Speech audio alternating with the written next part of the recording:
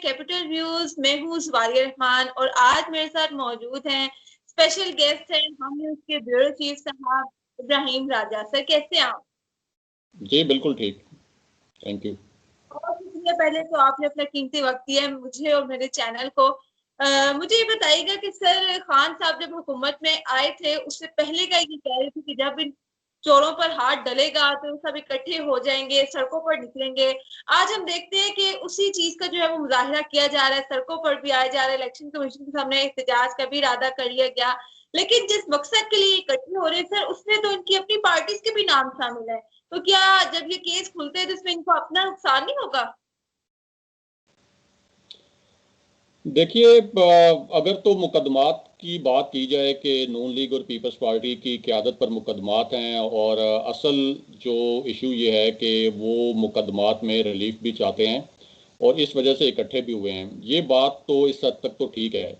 लेकिन अगर आप सिर्फ पीटीआई फॉरेन फंडिंग केस का जिक्र कर रही हैं जिसके ऊपर पीएमएलएन और पीपल्स पार्टी के खिलाफ भी तहरीक इंसाफ ने 2017 में जवाबी दरख्वास्त जमा करवाई थी, तो इमरान खान साहब को भी ये जो फॉरेन फंडिंग केस का 6 साल से फैसला नहीं आया, तो तहरीक इंसाफ को इसके ऊपर जो एक डिलेज आए हैं 6 मरतबा अदालत से इसके ऊपर स्टे लेने की कोशिश की गई, तो खान साहब ने तो खुद एहतसाबी का नारा भी लगाया था। तो इस वजह से खान साहब को चाहिए कि वो इसके ऊपर जो डिलेज हैं अननेसेसरी वो ख़त्म करवाएं और इलेक्शन कमीशन से खुद कहें कि इस के ऊपर फैसला करें, ताकि पीटीआई की जो शफाफियत का उसने एक मयार बनाया है और अपना एक तासुर बनाया है उसके ऊपर जो है वो कोई सवाल ना उठे। क्योंकि इस वक्त जो है वो मुस्लिम लीग नून और पीपल्स पार्टी जो पीडीएम की मरकजी जमातें थीं उनके प्लान ए प्लान बी तो फेल हुए हैं। तो उसके बाद जो है अब ये फॉरेन फंडिंग वाला जो उनके पास एक और पत्ता है, एक और हथियार है, अब वो इसको इस्तेमाल कर रहे हैं। तो इसको नाकाम करने की जिम्मेदारी वज़ीर-ए-आज़म इमरान खान पर ही आयद होती है और वो इस तरह से नाकाम कर सकते हैं कि वो खुद इलेक्शन कमीशन से कहें कि इसका फैसला जल्द किया जाए ताकि उनकी शफाफियत अगर है तो उस पर एक मोहर सख्त हो। अच्छा सर, आप उनकी ये तहरीक जो आज जो इhtजाजी मुजाहिरा किया जा रहा है इसको किस तरह से देख रहे हैं? कामयाब होती नजर आ रही है आपको? देखिए, इस मुजाहरे से कोई हुकूमत तो नहीं गिरेगी, ना ही इलेक्शन कमीशन जो है वो कल ही कोई फैसला दे देगा। लेकिन इस मुजाहरे का मकसद, इस किस्म के जो मुजाहरे होते हैं उनका मकसद ये होता है कि इदारों को दबाव में लाना। अब नून लीग और पीपल्स पार्टी और पीडीएम ये चाहती है कि इलेक्शन कमीशन पर यह दबाव डाला जाए कि जो 6 साल से एक पेंडिंग केस था उसका फैसला किया जाए। और तहरीक इंसाफ भी कह रही है कि हमने भी 2017 से दरखास्तें जमा करवाई हुई हैं नून लीग और पीपल्स पार्टी की जो मुबैना ममनुआ फंडिंग है उसके हवाले से, तो उसका फैसला भी आना चाहिए। लेकिन ये जो इलेक्शन कमीशन के बाहर एहतजाज का फैसला है, ये इस बात की भी एक निशानदेही है कि पीडीएम ने जो फैसला किया था कि वो इस्तीफ़ों के ज़रिए एक बहरान पैदा करेंगे, वो इस्तीफ़ों वाला प्लान जो है उनका वो फेल हो गया है। उसके अलावा वो जो सेनेट इलेक्शन को मुलतवी करवाने का और कैंसिल करवाने का जो प्लान था, वो जो पीपल्स पार्टी ने पीडीएम के साथ धोखा दिया और जो ताकतवर हलकों से राब्ते किए और उसके बदले में रिलीफ हासिल करने की एक डील भी कर ली, तो उसके बाद अब ये लगता है पीडीएम को कि शायद पार्टी फंडिंग केस के ज़रिए पीटीआई को के ऊपर वो पाबंदी लगवा सकते हैं। लेकिन ये इतना आसान नहीं है, ये बहुत कॉम्प्लिकेटेड प्रोसेस है और इसमें फिर नून लीग और पीपल्स पार्टी के जो असासे हैं, जो उनकी फंडिंग हुई है उनको मुबैना, उसकी तहकीकात भी शुरू होंगी और फिर इलेक्शन कमीशन से कोई फैसला आ भी जाता है और अगर वो तहरीक इंसाफ के खिलाफ फैसला भी आता है तो उसमें फिर ये एक ऑप्शन है कि सुप्रीम कोर्ट में ये केस जाएगा, फिर सुप्रीम कोर्ट में चलेगा और सुप्रीम कोर्ट इसका हक में फैसला करेगी।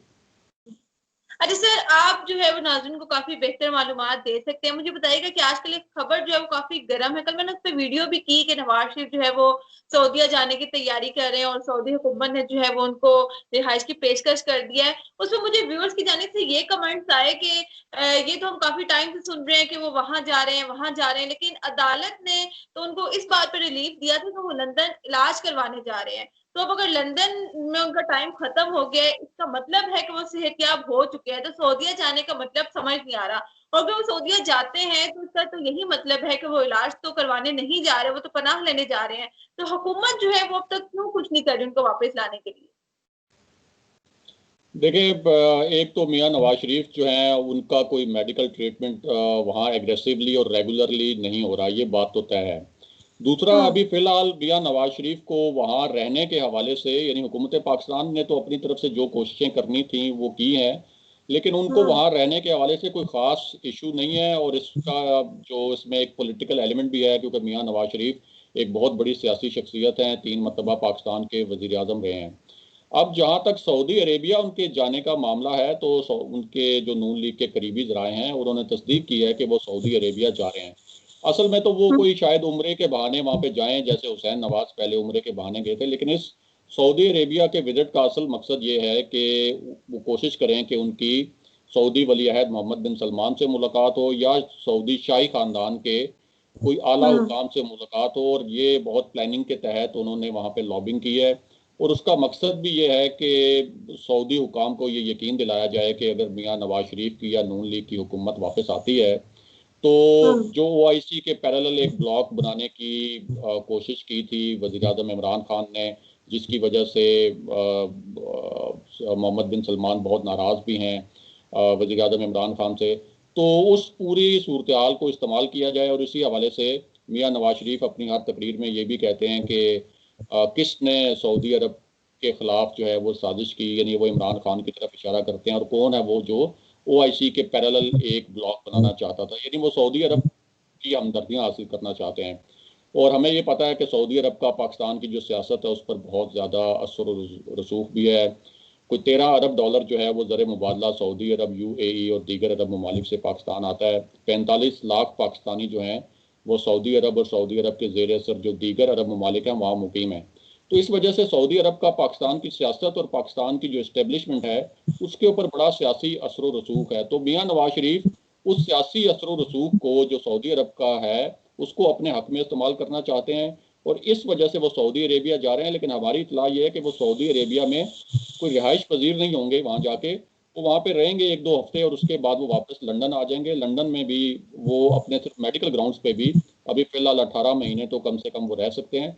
और उसके बाद उनके पास फिर और भी ऑप्शन हैं, वो वहाँ पे पॉलिटिकल असाइलम के लिए भी एप्लीकेशन दे सकते हैं जो मौजूदा हुकूमत चाहती है, ताकि उनकी सियासत को नुकसान पहुँचे।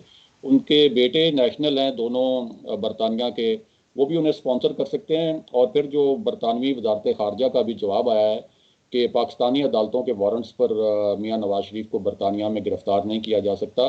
तो इस हवाले से पाकिस्तानी हुकूमत की कोशिशों के बावजूद बरतानिया में मियां नवाज शरीफ को कोई ख़ास मसला दरपेश नहीं है, क्योंकि इसमें एक पॉलिटिकल एलिमेंट भी है।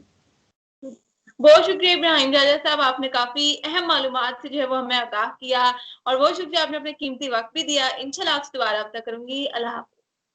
Thank you.